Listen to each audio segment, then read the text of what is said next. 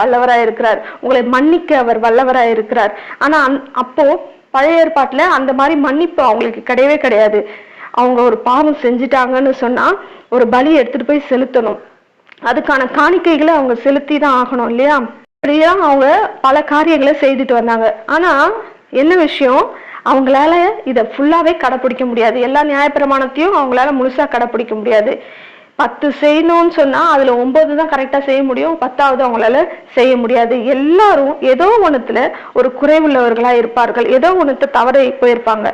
அவங்களால இதை எல்லாமே செய்து முடிக்க முடியாதுன்னு தேவனுக்கு நல்லாவே தெரியும். அதனாலதான் கிறிஸ்துவை நமக்காக அனுப்பினார்.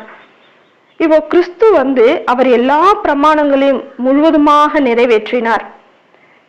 தேவன் கொடுத்த எல்லா கட்டளைகளையும் பிரமாணங்களையும் நிறைவேற்றினது யாரு? கிறிஸ்து.